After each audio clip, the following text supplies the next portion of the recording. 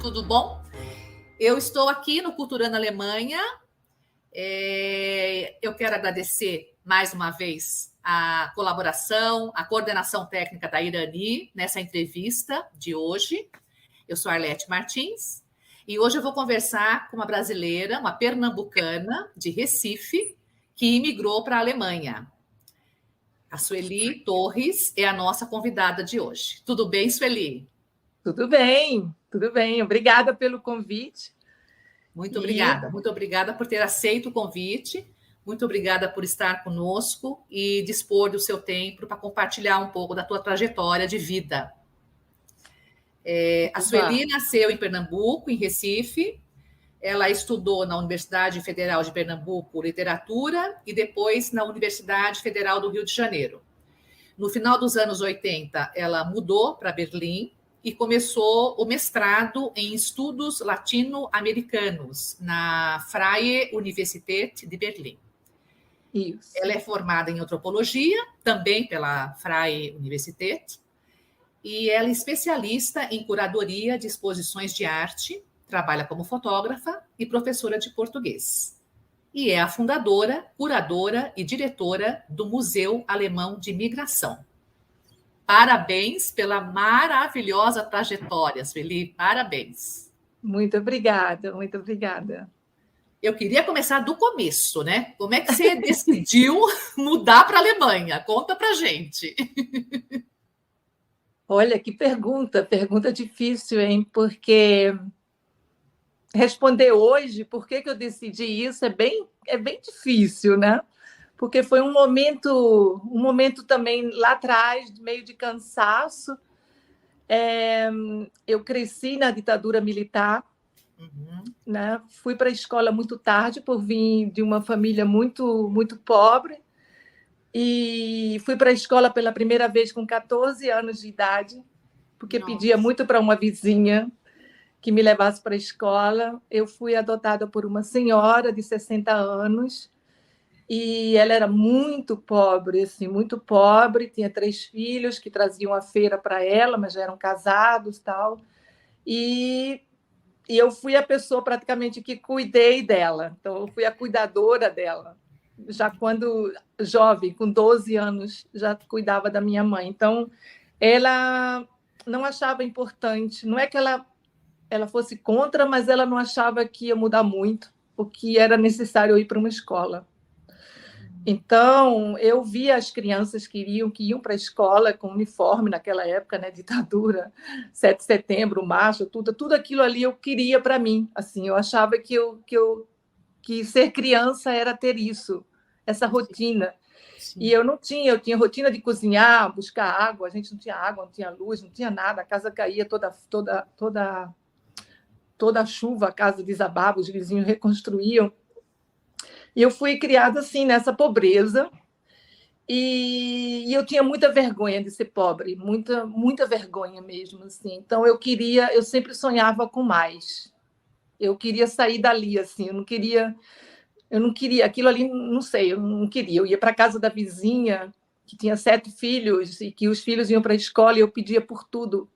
Por que você não vai lá, a senhora não vai lá e diz que é minha mãe, mente, e me põe nessa escola, pelo amor de Deus. Eu sei que com 14 anos eu consegui convencê-la e entrei nessa escola, e como eu não podia entrar na primeira série, eu entrei na 4ª. Nossa. Então eu entrei sem saber de nada. Nada. Claro que eu sabia escrever, ler, porque os vizinhos me ensinaram, as crianças me alfabetizaram, os amigos. Que bacana! Então, eu sabia, mas eu não sabia nem que a Terra era redonda, eu não sabia de nada, né? Então, assim, se fosse hoje, eu ia até acreditar aí no louco que fala que a Terra é plana. Então, assim, ali, quando eu entrei ali, eu falei, é isso, esse é meu mundo, eu tenho que estudar. E daí, pronto, aí começou a curiosidade da escola e de tudo. Então, eu me esforcei, mesmo sem base, para acompanhar as coisas, fazendo perguntas, às vezes, também um pouco, talvez para a época, um pouco estúpida, mas os professores reconheciam o que estava acontecendo ali, e eu tive muito apoio. E era uma igreja católica, uma escola católica ligada à igreja, pequena, num bairro pobre. Mas eu sei que eu fui. E aí entrei no ginásio, né? Na 5ª série, que era ginásio. Terminei esse ginásio. Tudo que eu não me pergunto como que foi. Eu sei Sim. que eu fazia. Sim. E aí, daí eu tinha que fazer um curso técnico para trabalhar, porque naquela época tinha a possibilidade de um curso de 3 anos, que não era o 2º grau, era tipo um profissionalizante. Sim, sim. Aí eu comecei um profissionalizante, aí minha mãe morreu, e aí nessa morte indigente, assim, sem INPS, sem nada, eu fiquei nessa casinha que não tinha, nem era da gente, nem a casa, nem o terreno. Aí fui morar com a vizinha. E aí essa que ajudou você na escola. E que está viva, e que eu fui agora a Recife, entrevistei ela. Que eu estou bênção. tentando fazer alguma coisa. Uma pessoa linda, muito amorosa. Os filhos também são como meus irmãos. Moram ainda no mesmo lugar. Isso é Recife mesmo? Foi em Recife mesmo, Sueli? Recife mesmo. Recife, claro. Recife, num bairro mais pobre de Recife. E aí, essa pessoa é minha mãe, assim, mais querida. Assim. A mãe que eu escolhi também. Que bem. Né? Porque tem a mãe que me escolheu e tem outra também que eu escolhi, que ainda está viva, que é muito linda. Sim. Então, aí eu fui ao Rio de Janeiro, eu recebi uma carta da família biológica que souberam, e se eu quisesse eu ia ao Rio de Janeiro.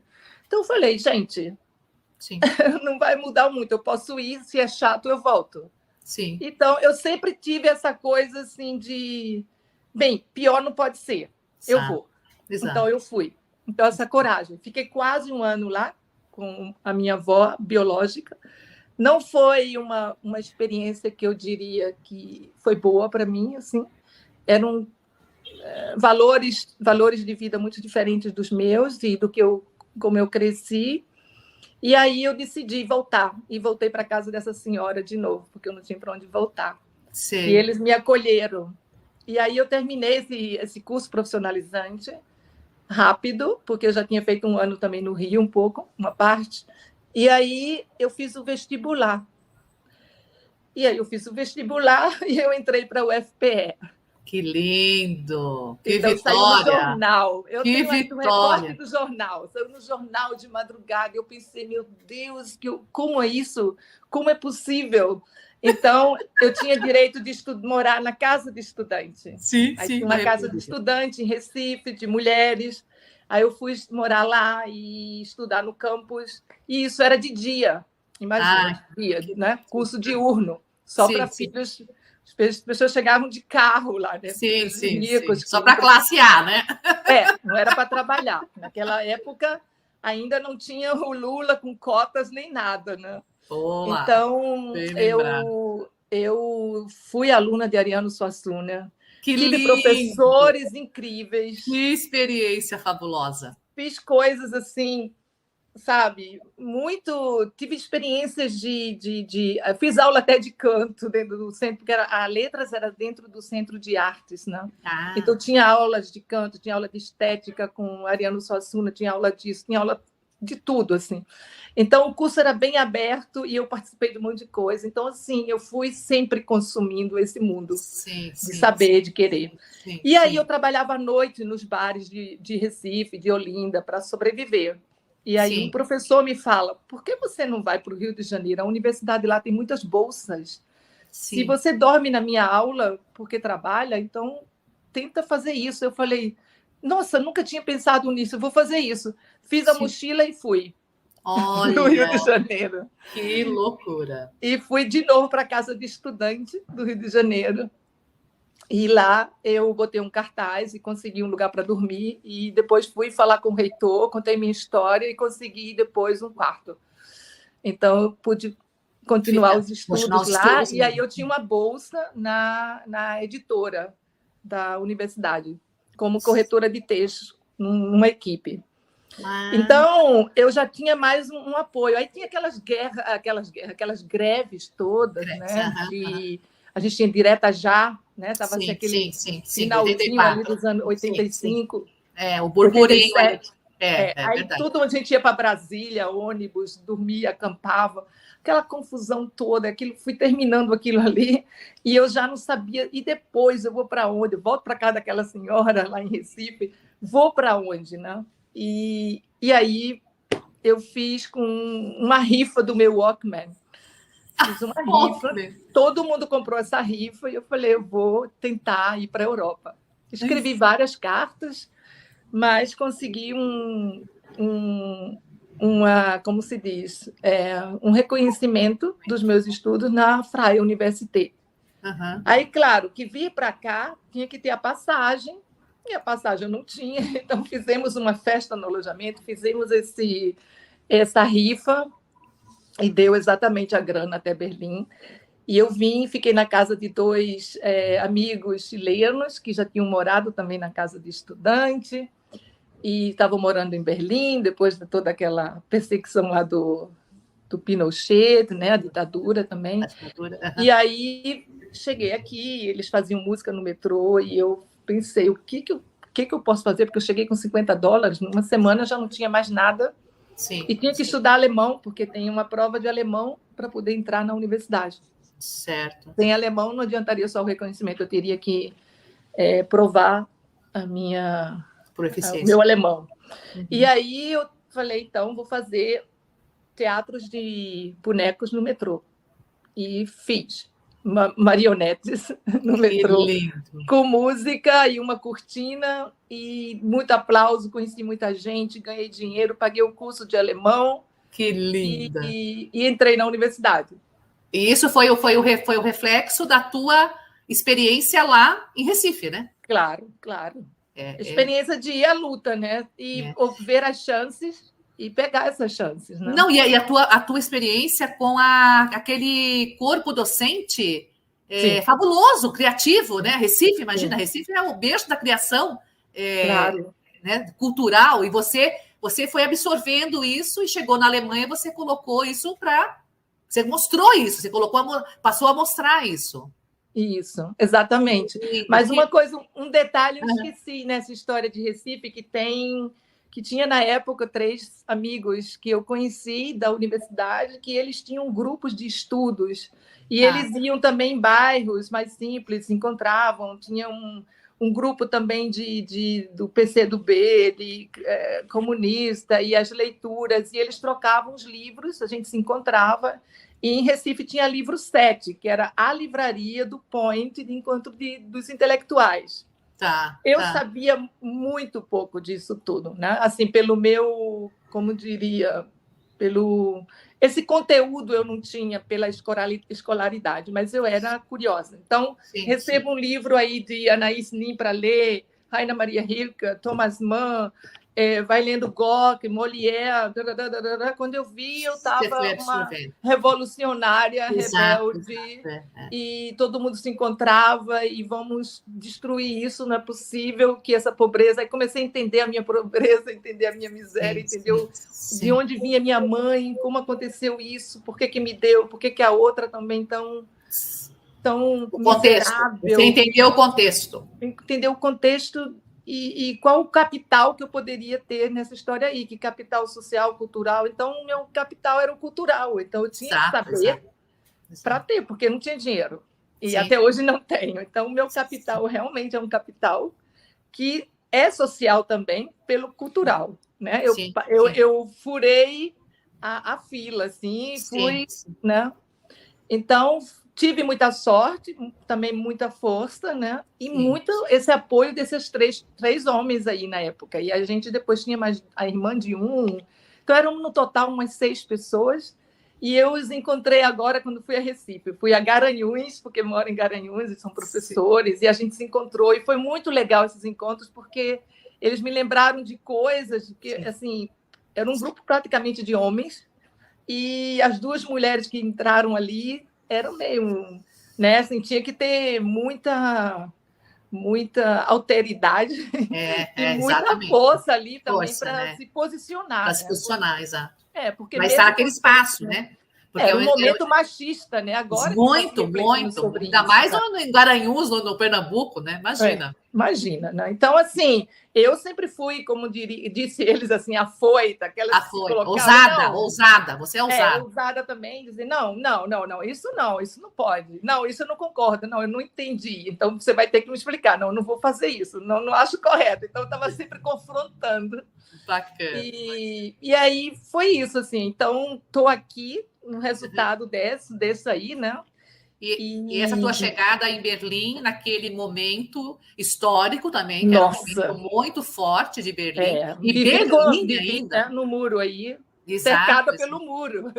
Exato. E como que era essa tua realidade? Você entrou, você fez o alemão, depois você entrou na universidade. Como que foi essa experiência, né? Não, é interessante, porque até hoje, né, para entrar na universidade, hoje ainda está um pouco bem mais difícil, eu acho. Na época, para entrar na universidade, você tinha que fazer a prova de alemão, claro, escrita, oral, entrevista, jornal, e depois você tinha que comprovar quem ia pagar seus estudos, né? Tá. E ter um seguro de saúde e tudo mais. Então, eu conheci uma brasileira que morava próxima à minha casa, muito simpática, estudava aqui... Landschaftsplanung, como se diz mesmo a tradução? Esqueci agora. Mas ela estudava como se fosse engenharia ambiental. Tá. E ela me emprestou o dinheiro por 6 meses para botar na conta. E, tendo esse dinheiro na conta, eu pude me matricular na universidade. E assim que eu me matriculei, eu tirei o dinheiro e devolvi. Aí depois tinha que, a cada 6 meses, mostrar esse dinheiro. Bota de novo, tira o dinheiro. E assim entendi. Eu fui conseguindo, porque até depois eles te dão a possibilidade de trabalhar 20 horas por semana. Por semana. E aí você pode ter um pouco de dinheiro. Aí quando eu consegui entrar nisso, aí, então eu não precisei mais mostrar o dinheiro, comprovar que eu tinha esse dinheiro no banco e fui conseguindo. Aí fui fazendo trabalhos, eu já estava falando alemão, já estava na universidade, aí comecei a trabalhar com cultura, na Casa de Cultura do Mundo aqui, e fazer outros trabalhos também. Fiz babysitter, trabalhei em cozinha de restaurante, no início, quando eu ainda não falava alemão, nos lugares mais latinos, e vivi realmente cercada pelo muro, né? Tinha o Gabeira, que era meu vizinho, a gente tinha que ir numa cabine telefônica. Em Berlim, se você podia ligar para toda a Alemanha nessa cabine de graça, porque vivíamos numa ilha, né? Dentro desse muro. E a cidade era incrível, eram escombros, festas, um povo muito mais alternativo, muito mais... Sim. Cosmopolita mesmo. Sim, não só cosmopolita, mas revoltados, assim, né? Sim. Querendo... Ativo, né? Ativo.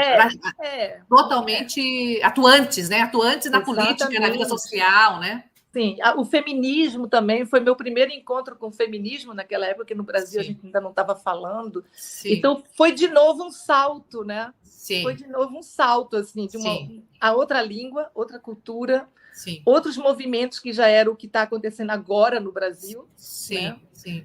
Já estava acontecendo aqui antes, nos anos 80. Então, assim, para mim, foram como se eu estivesse voando, assim, ultrapassando fases. Eu achei um upgrade. Você deu um upgrade, assim, gigante, né? Gigante. E você, na universidade, você morava na universidade, você conheceu outros brasileiros... tinha muitos estrangeiros. Como que era essa convivência, Sueli? Berlim sempre teve muitos estrangeiros, não? Estrangeiros e pessoas que querem mudar o mundo. Inclusive, aqui até tem um ditado, assim, quando o filho está muito rebelde em casa, a mãe diz, filho, você está tão rebelde, acho melhor você ir para Berlim. Que ótimo! É uma coisa como retratar Berlim. Então, eu estava no lugar certo, não? Tá, não morei na universidade, eu dividi o apartamento com um alemão, porque aqui você faz essas repúblicas, né? Ou você divide com 1, 2, aí eu vivia assim. Entendi. E na faculdade, esse curso de... Latino-americanista, que é um curso...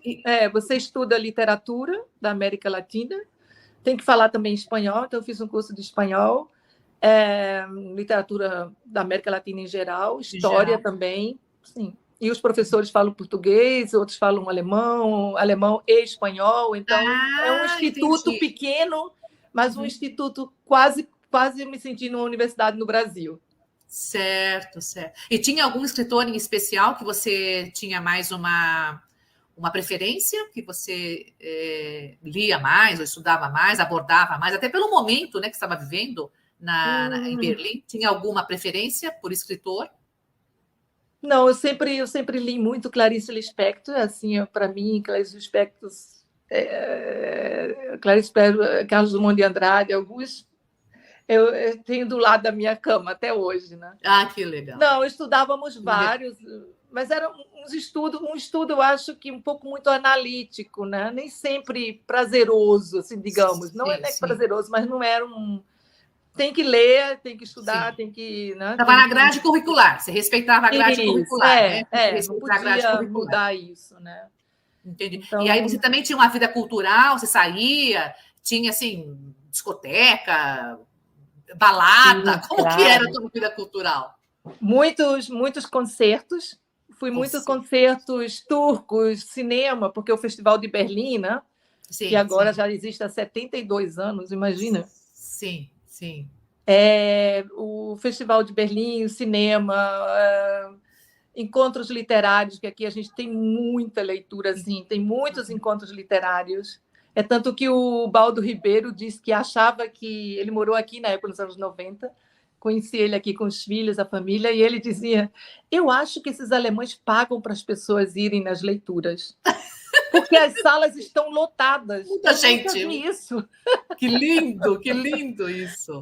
Como que eles fazem isso? Como eles conseguem? Qual é o segredo? Qual é o segredo que a sala enche? Para um baiano vai fazer uma leitura, a sala enche. Não é possível. Que maravilha! Então, assim, a oferta de cultura aqui é incrível. Uhum. Assim, eu diria o mar e a praia que tem em todo lugar no Brasil, todo o litoral, é cultura aqui na cidade. Sim, abundante, né? Abundante. E é diversa também, é plural, né? É plural. E muita coisa grátis, né? Porque são todos pelo Senado de Cultura, o Ministério. Então, assim, os acessos são só quem não quiser, assim. Entendi. E você fez amizade assim com pessoas de outros países nesse período da universidade? Ah, sim, conheci muita gente de vários lugares do mundo, sei lá, do Irã. Da Alemanha também? Da Alemanha? De outros estados da Alemanha? Não, de outros estados da Alemanha, não que eu lembre, não. Muitos outros estrangeiros, mas muitos latino-americanos que estudavam no Instituto Latino-Americano. Porque o Instituto Latino-Americano vinha muita gente fazer o doutorado ou mestrado, ou até estudar. E era também o mais aberto. De uma certa forma, havia uma facilidade para os estudantes que já vinham da América Latina e desse contexto de ditadura, né? Quase a América Latina estava na ditadura, Chile, Brasil, né? Sim, então, era uma época que haviam... Eu acho que isso também foi nesse sentido, não quero dizer que a ditadura foi favorável, mas o fato da gente estar numa situação tão difícil, houve um pouco mais de empatia. Facilitou o acesso. Facilitou o acesso. Então, eu acho que foi um momento assim de respiro, né, para a gente. Sim. E você aí terminou o mestrado, você já começou a dar aulas de português? Como que foi essa trajetória? Não. A história de dar aula de português, na verdade, eu nunca pensei em dar aula de português, não. Mas uma amiga ia para o Brasil por um ano, ela dava aula numa escola do estado aqui, e me perguntou se eu queria substituí-la. Ela não sabia se ia ficar realmente no Brasil de vez, se ia voltar, e aí foi a chance de eu entrar. E aí eu comecei a dar aula nos anos 90, sei lá, 96, e estou nessa escola até hoje. Mas, assim, não tem um vínculo empregatício com a escola. Ela é mantida pelo Estado, mas ela, a cada 6 meses, ela renova, tipo, o contrato por cursos, né? Uhum. Então, eu trabalho assim. Não tenho esse curso de português, qual é o perfil dos alunos, Sueli? Assim, eu fiz uma especialização também de português para estrangeiros, também na EFU, na universidade, e é para adultos, não é para criança, é para adultos, é uma escola para adultos, e o curso, as pessoas que vêm, elas têm uma relação com o Brasil, seja ela musical, profissional, familiar, né? Um filho, uma pessoa tem um filho, sei lá, de 30 anos que casou uma brasileira e está morando lá, ou está morando aqui, mas eles falam português e ela quer entender e conversar com a nora. Tem um outro que quer fazer um intercâmbio no Brasil de 1 ano, um outro que quer fazer uma residência no museu e precisa falar a língua. Então, são assim, é um leque muito grande de interesses, né? E pessoas que amam a música brasileira e vêm também porque adoram a música brasileira e querem ler os textos. Então, assim, é muito interessante. Pessoas que vão por 1 mês no Brasil, o alemão, quando ele sai daqui, eu acho que se ele, qualquer país que eles forem, eles aprendem o básico para chegar lá, perguntar onde é, que horas são, como comprar, onde, obrigado. Eles não vão assim, é muito interessante, não vão assim de cara. Eu iria de cara para o Japão, não sei nada do Japão, né? Sim. Um inglês que eu tenho básico, eu não diria um inglês incrível. Então, mas eu iria. Um alemão, ele acha que deveria chegar lá dizendo bom dia em japonês, pedir, entender o cardápio, entender umas coisas, entendeu? Sim. E eles fazem 1 mês, 6 meses da língua e viajam para lá. E tem essa tendência também de saber tudo, como é o país, a cultura, como as pessoas funcionam, pensam, né? A gente tem menos, a gente se depara com... Eu sei que tem gente, não quero agora, como se diz? Generalizar, né? O brasileiro. Claro que tem, mas eu sou uma pessoa, por exemplo, que eu adoro me deparar com o novo. Eu fui para a Quênia, fui para uns países da África e eu fui do nada, assim. Fui para Marrocos.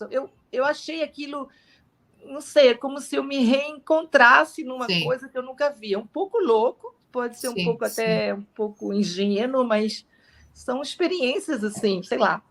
Você é uma exploradora nata, você já tem isso dentro de você, né? Você não tem essa questão de não sei como que é o idioma, não sei como que é chegar lá. Eu vou lá, a hora que eu chegar eu vejo como que eu resolvo. Você tem uma ousadia nata, né? Para buscar o novo. Essa que né? A sua essência é muito de explorar. Você é muito busca do desconhecido, né? Eu gosto disso. O conhecimento é o seu alimento, parece, né? A impressão que dá. Eu amo saber das coisas. Desde criança, né? Tanto que você foi em busca do conhecimento, você pediu, vai para a escola, né? Então, isso é a sua essência mesmo, isso, né? E você foi para outros lugares na Alemanha? Você conhece outros locais na Alemanha?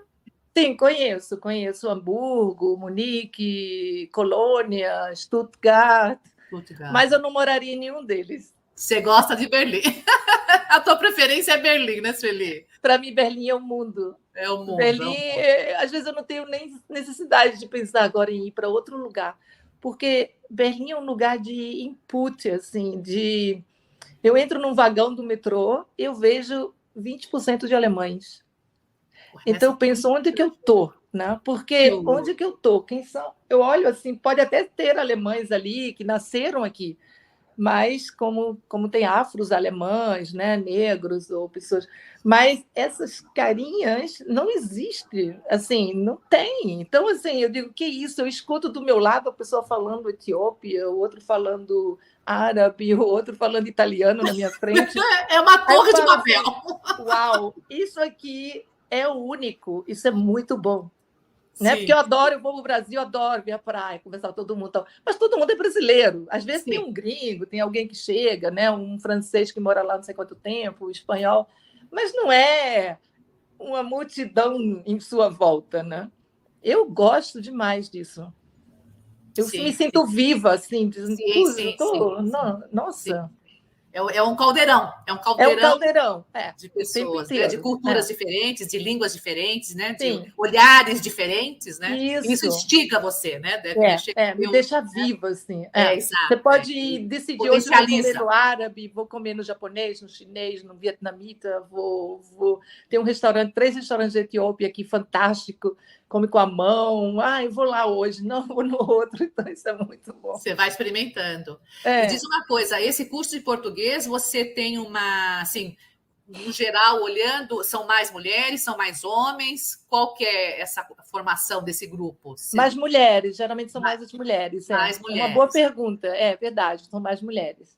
Tem homens também, mas a maioria, sim, são mulheres. A maioria são mulheres, E essas mulheres, a maioria delas são mulheres que se casaram com alemães ou elas estão lá por outra razão? Você Não, então, às vezes são as sogras, ou às vezes as são sogras.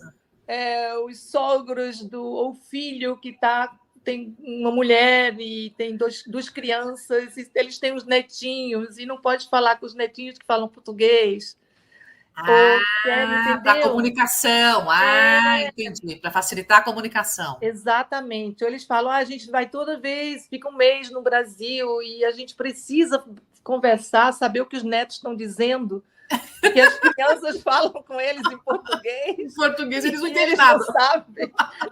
Então ele fala, a gente tem que aprender. Aí vem os dois, sabe? Aprender português para falar com os netos. Que bonito isso. Não é lindo? Muito bonito, muito bonito.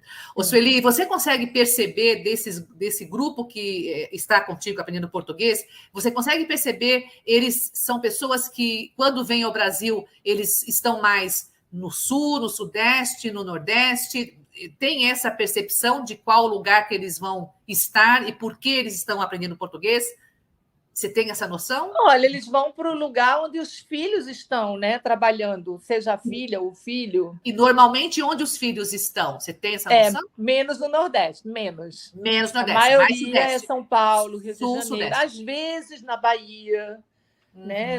Nesse tempo todo que eu trabalho, desde 1996 até agora, talvez uma vez eu conheci alguém que estava indo e que tem um namorado, uma família em Recife. Agora tem um rapaz no curso que o namorado é de Recife e foi conhecer a família dele em Recife agora. Legal. Ele aprende comigo, muito, muito simpático. Mas é raro no Nordeste, a maioria realmente estão no Sudeste. No Sudeste, né? Sudeste. Uhum. E você aí também tem uma outra atuação que é muito linda, né? Que é a fotografia, né? Como que é esse trabalho? Olha, eu não sei se eu gosto de ter o título de fotógrafa, porque eu não estudei fotografia, eu fiz alguns cursos, sim, simples, mas eu não sou não sei, eu tenho muito respeito pelos fotógrafos. E eu não sou uma pessoa metida, assim, eu sou... Não, puseram lá, eu já pensei em tirar isso lá do site, porque eu quero fotografar sem título, eu quero fazer o que eu quero fotografar... Eu estou fotografando agora com umas câmeras antigas, aquelas automáticas que tinha nos anos 80 no Brasil, que é só clicar. Sim. E poucas coisas, e fotografo com celular, e fotografo com uma câmera antiga, retrô, e eu quero fazer o que eu quero. Vai sabe? brincando, você vai brincando. E eu gosto, eu acho que eu tenho um olhar, uma sensibilidade para isso, sim. E aí eu vou fazendo. Então, não sei se eu sou fotógrafa, mas... Você está registrando o que você acha interessante. Eu registro, já fiz algumas exposições, 4 exposições, eu pretendo fazer um livro com um tema. Isso, mas não, assim, não tenho não essa... Era uma fotógrafa profissional, né? Não se não diria. Conheço vários fotógrafos no Brasil que eu adoro e sou fã, assim, do trabalho poético deles, porque para mim não é só a beleza da qualidade da fotografia e da técnica e da pessoa ser conhecida, mas de uma sensibilidade. Aquilo, para mim, é o que me pega assim, na fotografia. O diferencial. Uma poética. Sim. Mas, Não é só clicar, não é só um clique, né? Não é ter uma super câmera e fazer uma super foto. Não, para mim não é. Não. Pode até ser de latinha. Em Recife tem um grupo de jovens que trabalham com fotografia na lata, se chama, acho até Fotografia da Lata. E eles têm um trabalho muito lindo, já fizeram exposições em vários lugares, são conhecidos, e são, assim, experiência com a fotografia e com uma certa poesia daquilo. Eu acho que é muito lindo isso. Sim. São artes que conversam, né? As artes conversam, né? Isso. A poesia leitura, conversa, né? Com a imagem, conversa com a fotografia, Claro. A própria literatura está cheia de imagens, né? Exatamente, vai dialogando. A própria literatura é uma escrita da imagem também. Da imagem, exato. Né? Exato. A fotografia é uma escrita da luz, mas a literatura... Sem as imagens que ela nos fornece, a gente não entrava na viagem ali. Não viajava, exatamente. Não é? E aí você teve aí a ousadia de fundar um museu, né? Aí conta pra Outra gente. ousadia, né? Muito, mas assim, muito bem-vinda essa ousadia. Muito bem-vinda mesmo. Conta essa experiência pra gente, que deve ser fabulosa. Ai, meu Deus. Como que começou essa ideia? Como surgiu a ideia? A ideia, a ideia foi surgindo, né? Ela foi crescendo dentro de mim. Ela surgiu de uma inquietação, né? Como sempre, quando a gente cria uma coisa, porque essa coisa está querendo existir, né? Sim, Uma coisa que sim, está se incomodando. É sim, como sim. alguém diz assim, não, a minha casa está muito pequena, eu preciso criar mais um segundo andar ou um outro quarto. Precisa ampliar, precisa Eu expandir. preciso ampliar, o quintal está muito grande, né? Então a casa está muito grande, a gente precisa chamar mais gente para morar aqui, não sei, mas Isso, e é desse ocupar, jeito. ocupar. É. Então, com o passar do tempo, né, depois que você chega num país e vai passando aquele. O entusiasmo com Berlim nunca passou. Assim, eu sou entusiasmada com esse estado, essa cidade até hoje. Apaixonada, apaixonada. Sou apaixonada, assim, realmente. Eu vou na rua, posso fotografar cada canto como se eu visse pela primeira vez e já vi há 1000 anos. Né? Que lindo. Mas o viver aqui com a cara que eu tenho, indígena, estrangeira, começou a me dizer de onde que eu vinha, assim, né? Tipo, eu moro aqui tanto tempo e eu sempre perguntavam assim, você vem de onde? Vou numa festa e as pessoas perguntam para o outro, você quer beber o quê? Eu vou pegar uma bebida. Você bebe o quê? O outro, você bebe o quê? E você, de onde? Eu falei, não, eu também quero beber, né? Então, eu comecei a perceber que eu, assim, que eu amo esse lugar, que eu, sabe, eu nem penso em voltar para o Brasil, posso voltar, mas assim, não tem uma necessidade. E alguém me diz todo dia, você não pertence aqui, você não é daqui, né? Então eu falei, não, isso é muito cômodo. Então eu comecei a criar, como se diz, uma defesa. Então, você é de onde? Eu sou do mesmo país da mãe do Thomas Mann. Que bacana! E aí as pessoas não sabem de onde é a mãe de Thomas Mann. Então eu pensei, bem, não é meu problema, né? Não Que é meu legal! problema. Mas, então, você é de onde? Eu sou do mesmo país, da mãe do Thomas Mann. Né? E Thomas Mann é filho também de imigrante. O Thomas Mann não é tão alemão quanto vocês pensam. Então, sempre com essas brincadeiras, eu fui.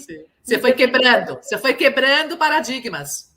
Quebrando paradigmas e deixando a questão. Né? E se posicionando, né? Vai num jantar. Está todo mundo sentado numa mesa, a pessoa me diz: quando foi a última vez que você foi em casa? Eu falei, mas acabei de chegar de casa, faz 10 minutos. Não, você não me entendeu. Qual foi a última vez que você foi em casa? Eu falei, mas que casa? Eu estava em casa faz 15 minutos, cheguei aqui de metrô. Aí, não, você não está me entendendo. Não, a senhora não está me entendendo. Mas eu estava entendendo o que ela queria dizer. Claro, a última vez que eu fui para minha casa, de onde eu pertenço. Sim, e eu falei, olha, minha senhora, essa casa onde eu moro aqui é a minha casa. Eu moro aqui. Eu sou alemã, eu pago impostos aqui. Então, eu sou daqui. Eu não vou para minha casa e volto para um jantar na Alemanha. Não existe isso, né? Então, tudo isso é muito cansativo. Eu pensei, né? Poxa, por que eu não posso ser daqui? Por que eu não posso ser normal aqui? Ainda mais em Berlim, uma cidade em que todo mundo é diferente, ninguém é igual. Né? Exatamente. Se fosse lá em, sei lá, num bairro lá em Munique, sei lá, né? Em Stuttgart, estou em Berlim. Então, aquilo foi me incomodando muito, e ainda me incomoda, mas eu tenho menos, eu sei agora me defender. Você pega um táxi, o taxista fala, a senhora é de onde? Eu falo, meu senhor, eu entrei no táxi. Qual a pergunta? A senhora vai para onde? Exato, de onde a senhora é, não importa. Exatamente. Se eu me levo até onde eu quero. Pronto, eu pago e está decidido. Então, tudo isso, aquilo foi me juntando assim muito tempo, e eu pensei, alemães também são migrantes. Né? Todo ser humano é, em potencial, um migrante, porque é só ele decidir por algum motivo. Agora, nós vamos receber aqui vários migrantes da Ucrânia, porque essas pessoas estão buscando o quê? A vida. Salvar a vida delas. Ou outros vêm por amor, porque tem um namorado, vai casar. Outros vêm porque tem um super trabalho. Outros vêm de férias e não querem mais Sim. voltar porque amaram ficar aqui. Então, assim, o ser humano pode se movimentar. Você pode comer açaí em Berlim, todo mundo come açaí, uma moda, mas não pode vir a pessoa que plantou o açaí. Não, exato. Né? Então, assim, produtos circulam na globalização, mas o ser humano não. Então, e que ser humano é esse que entra, né? Então, quem é no Brasil que tem dinheiro para pagar essa passagem? Então, já é uma fronteira. Já segmentou aí. Né? Aí a pessoa chega no aeroporto e ainda tem que abrir a mala. Aí chega aqui de onde você é. Aí você nunca para, entendeu? Então eu falei, não, isso é demais. Aí pesquisei, né? Isso sempre me incomodou, mas assim, depois que 2015 eu fiquei pensando, é preciso criar alguma coisa, porque existem muitas instituições que apoiam os migrantes. Nossa, aqui em Berlim tem demais. E é uma coisa que o Brasil realmente não tem condições, ou não faz, ou não tem interesse, eu não sei qual é, mas os migrantes chegam aí e ficam jogados. Né? Aqui não há, talvez também pela questão da culpa dos alemães, e também porque eu sinto que também é uma indústria, assim, porque gera emprego para os próprios alemães. Ah, entendi. Virou uma cadeia de produção. Uma cadeia de produção. Então, entendi. Se você não sabe falar alemão, não tem o dinheiro para fazer o curso, e você vai numa instituição dessa, eles ajudam. Você precisa de um advogado, mas não tem para ter uma orientação, não tem dinheiro. Tem uma advogada que trabalha para os migrantes. Então, a gente tem vários apoios, mas nunca somos ativos. Então, é interessante que tenhamos esses apoios, mas é interessante que sejamos aceitos. Então, eu pensei, o apoio é muito bom, isso existe. A cara que sai nos jornais de imigrantes são sempre as mesmas. Né? Quando tem um caso policial, sei lá, um assassinato, uma confusão, sai logo a nacionalidade do cidadão, não sai o nome, não sai o cidadão, sai a nacionalidade do cidadão, né? Então, eu tenho uma filha, a filha não é alemã, que nasceu aqui, mas ela é filha de imigrante, então ela nunca é alemã, ela não pode ser alemã porque ela é filha de imigrante. A então, descrição dela parte da questão dela ser filha de uma imigrante. Então, são muitas categorias que termina não favorecendo a inclusão. A integração. Eu não diria nem integração, porque integrar quem? Né? Quem se integra em quem? Onde? Né? Eu acho que é uma inclusão e uma participação. Então, a gente não fica participando, senão a gente fica num lugar onde nos deixam ali. Você pertence àquilo ali, você é assim. Então, eu pensei, eu vou criar uma plataforma como um spa, um lugar onde nós podemos dialogar com os alemães, onde há uma possibilidade de reflexão, de ouvir essas histórias de migração, não a história do migrante. Né? Uma coisa que deixar bem clara, não a biografia, eu não tenho que contar lá, eu era pobre na favela, cresci, não fui para a escola, não. Eu cheguei aqui para estudar, moro aqui, faço isso, sou isso. Isso. E entrevistar muitos brancos, muitos europeus, porque o europeu também não é alemão. Nem todo europeu que não mora na Alemanha, o italiano é um migrante, o espanhol é migrante. Sim. O português, o francês. Né? Não tem que ser, por não ter o passaporte, está escrito lá na lei. Então, ele não é ele é um europeu, mas ele é um migrante na Alemanha. Ele não tem que ser um negro africano, não tem que ser um peruano, um boliviano, não tem que ser um brasileiro. Todas as pessoas de diferentes culturas e religiões e questões sociais e de valores podem contar a sua experiência como migrante. E essa experiência é que está o valor disso, porque a maioria, o que incomoda neles é de não ser tratado simplesmente como uma pessoa e sempre como um migrante. Se eu estou aqui 33 anos, eu sou pós-migrante. Né? Pós-migrante, mas eu estou sempre tratada como migrante como se chegasse ontem com a mala. Ontem. Então, isso é cansativo, entendeu? Claro que eu sou diferente, mas que cara, e por que eu tenho que ser loira de olhos azuis para ser aceita? E aí tem aqueles migrantes loiras de olhos verdes, azuis, que quando fala, elas se denunciam, porque elas falam inglês ou outra língua, são suíças, e às vezes, suíça não que fala alemão, mas outro fala outra língua, dinamarqueses, finlandesa. E aí Sueca. Pensam, pensei que você fosse alemão. Sim. Pensei que você fosse alemã. O estereotipo. Então, estereotipar. Falar disso sem dizer isso, mas falar disso, falar dessas experiências e levar à reflexão. Entendeu? Sim, trazer o assunto para uma discussão, para um espaço, né, para conversar sobre. Um espaço de discussão e de reflexão, e ver, né? Porque você às vezes não tem tempo, não escuta isso, então você nunca pensou sobre isso. Exato. E desconstruir, né? Tem que desconstruir essa crença, né? Exatamente. Então, eu incluo alemães nesse projeto. Tenho agora outros alemães que estão já na lista de vídeos e de entrevistas para realmente as pessoas que veem falam, mas como assim? Essa pessoa é alemã. Ela é alemã, mas ela morou no Brasil, ela morou na África, ela morou no Peru, e ela teve essa experiência como alemão lá, e ela conta aqui. Sim. Então, como é isso, né? O que faz isso com a gente quando a gente está, às vezes, até frágil num outro ambiente? Sim. É isso. Então, aí eu fui em busca de pesquisar museus digitais, e aí encontrei o Museu da Pessoa, em São Paulo, fundado por 3 mulheres nos anos 90, e já era grandioso, porque é o início da digitalização, né? E aí fui fazer uma residência lá para aprender um pouco a metodologia, saber como funciona, como começar, tá.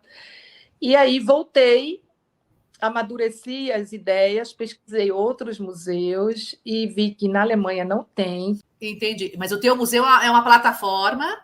É uma plataforma digital e vai ser sempre uma plataforma digital. Digital, tá, perfeito. Só para entender qual é a estrutura.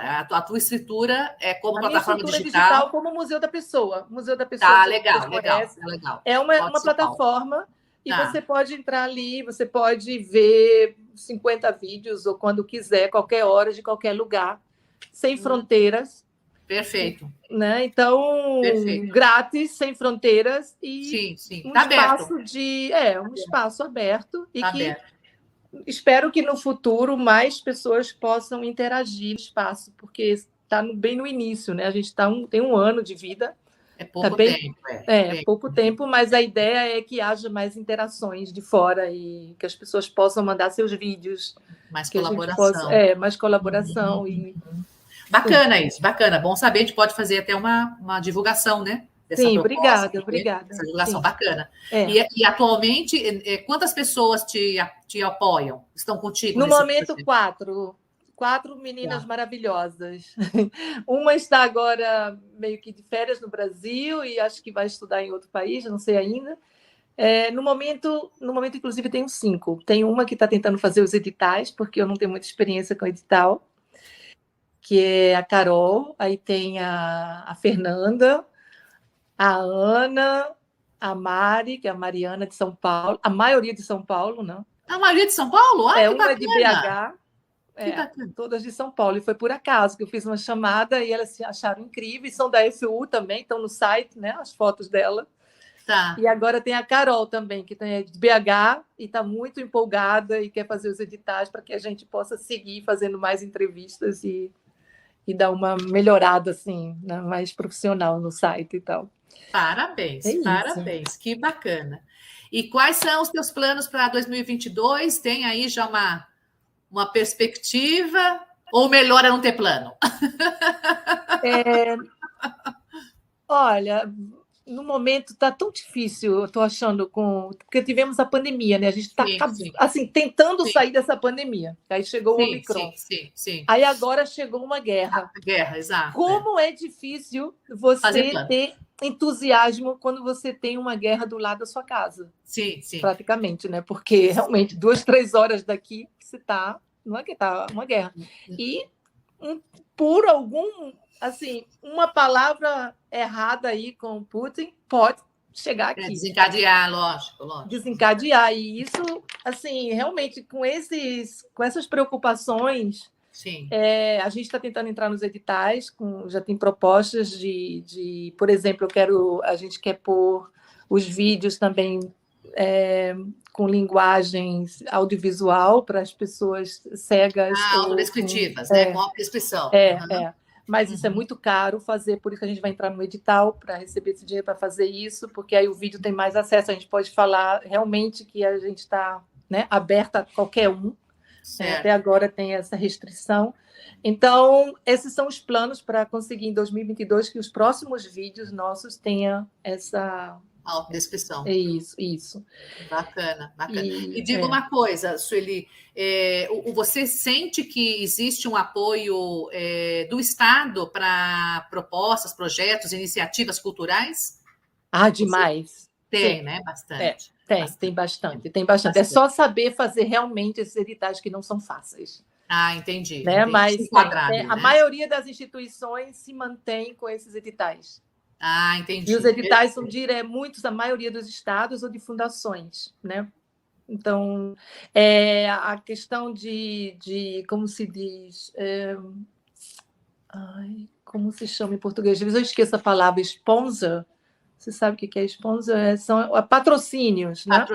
Patrocínios aqui você consegue também, mas eles não são assim, você põe lá o logo das empresas, dependendo do que você faz, não é muito bom, positivo. Se você você tem um patrocínio de uma empresa muito capitalista e você tem um trabalho muito social, entendeu? Sim. Então, ela vai ser um paradoxo, na verdade, né? Você tem o patrocínio de alguém que não está alinhado com valores da instituição, né? Exatamente. Então, os editais estatais e do país é muito mais interessante para a cultura e para a social. E existe. Realmente tem que ter essa expertise de fazer os editais e fundraising. De focar essa pesquisa certa, no lugar certo. Exatamente, Mas existe. E você, não sei se você se sente à vontade para falar, mas você pensa em escrever um livro? Você se sente confortável para compartilhar com a gente isso? Olha, eu não sei ainda. Eu tenho bastante material. Eu fiz antropologia visual, né? Porque eu gosto muito dessa coisa visual, de vídeos, eu faço também trabalhos com colagens, com fotografia, vídeos. Duas vezes eu fui em 2018 a Recife. Ao Recife fiz entrevistas com essas pessoas que me conhecem desde criança. Essa senhora de 93 que está cega, está super clara na cabeça, super linda. Lúcida, que linda. Uma outra vizinha também que me conhece muito, quase 90, fui visitá-la também, pedi uma entrevista para ela contar, gravei. Então, eu tenho bastante material, fotos, histórias e o meu próprio organograma da família, de como aconteceu tudo isso. Né? Eu não sei se eu vou escrever um livro, eu não sei se eu sou de escrever, eu não sei se eu vou fazer disso um vídeo, eu não sei, mas eu estou com esse material que vai amadurecer. Assim. Entendi. Mas você quer mostrá-lo, você quer editar isso de alguma forma? Sim, eu gostaria de mostrar, sim. Mostrar até mesmo porque pelo fato também, eu tenho uma filha aqui, minha filha não me conhece tão bem, porque realmente toda a minha vida eu cresci lá, né? Ela me conhece só nesse contexto daqui, mesmo contando não é a mesma coisa. Sim. E por isso, e também para fortalecer pessoas que talvez pensem, eu não vou sair daqui. Sai. Exatamente. Né? É possível. É difícil? É difícil. As barreiras são enormes. Né? Sim. Mas se você quer e você vai encontrando as pessoas que vão te apoiando, né? Porque também tem isso e nossa, o próprio universo vai trazendo as pessoas para você, como a tua trajetória foi assim, né? Agora é lógico que a tua trajetória foi muito mais difícil nos anos 80, a realidade era muito, né? Muito mais pesada, de todas as formas, econômica, política, né, social. Hoje o acesso, né, Sueli, é muito mais fácil, né? Nossa, imagina, eu cheguei aqui, eu não tinha nem um mapa da cidade, não sabia nada, e tudo era mapa, né? Você tinha um mapa em papel, aí você não tinha celular, não tinha, a gente não tinha nem telefone em casa, não tinha nem chuveiro em casa. Então, assim, tinha que ir no orelhão, aí tinha o mapa no papel, tinha que achar o endereço daquela pessoa, fala com ela por telefone, ela diz o endereço, você acha no mapa, pega o metrô, 2 metrôs errados, vai para a direção errada. Então, volta, entendeu? Era um mundo, como se diz, era um mundo digital, né? Não, imagina, totalmente analógico, fechado. Totalmente fechado. Então, assim, você tinha que se virar mesmo, né? Sim, sim. Por isso que você é uma pessoa muito vitoriosa, é uma pessoa que, assim, tem uma garra, tem uma determinação. Isso demanda muita ousadia, muita energia para poder vencer esses obstáculos, né? E você realmente é uma pessoa muito vitoriosa. Obrigada. Muito inspiradora. Você é uma pessoa muito inspiradora. Para nós, realmente, é um privilégio estar nessa conversa com você, sabe? Para mim é uma honra ser entrevistada por você e... Nossa, não. Quem sou eu? Mas, assim, eu acho que todo mundo pode conseguir isso. Sim. É só, né? Assim, quando as pessoas dizem, eu não posso isso, eu não posso isso, eu penso, meu Deus, como dizer para essa pessoa que ela pode, né? Pode! Eu queria dar um curso que se chamava Pode. Isso, exato. Como que você pode falar? Zican. Zican dá. Imitando lá o Obama, né? We can. A gente pode pôr o Zican. A Merkel falou, como foi? Nós conseguimos. Porque quando depois da guerra lá, a guerra na Síria e chegando os refugiados, e ela resolveu receber esses refugiados e acolheu, criticada, acolheu, marcou muito a carreira dela como chanceler. E a frase dela foi: a gente vai conseguir. Exato. Fabuloso. É isso, saber que existem dificuldades, mas que você vai vencer à medida que você vai. A cada dia, a cada passo, você vai abrindo caminho, né? Você vai abrindo possibilidades. É isso. Olha, nós estamos chegando no fim da entrevista. Eu queria muito pedir para a gente fechar. Você fica à vontade também, se achar que não tem uma coisa única para falar, mas se você tivesse que, em uma palavra, dizer o que representa Berlim para você, que palavra que seria essa? Se for possível também em uma palavra, não sei se é. Berlim é uma cidade que eu adotei para mim e que eu amo. Que legal. Eu fui adotada e eu adotei essa cidade. Adotou essa cidade, exato. Isso, adotei. E acho Mas às vezes eu tenho a impressão que você está retornando para um lugar que é seu. Sim, nossa, quando eu estou no Brasil, daqui a pouco eu falo, nossa, estou com saudade. Quando eu volto, é a minha casa. Eu tenho a sensação, pela tua assim, trajetória, a forma como você foi ocupando espaços, foi abrindo frentes, foi propondo projetos, a impressão que eu tenho é que você está na sua casa, você retornou para a sua casa. Exatamente, eu consegui essa casa, né? Eu construí esse espaço para mim aqui. Você construiu, exatamente, você construiu. Muito, muito bacana. Olha, realmente um privilégio, muito obrigada. Privilégio para mim. Muito obrigada mesmo, que a gente possa fazer outras entrevistas em outros projetos que você tenha no futuro.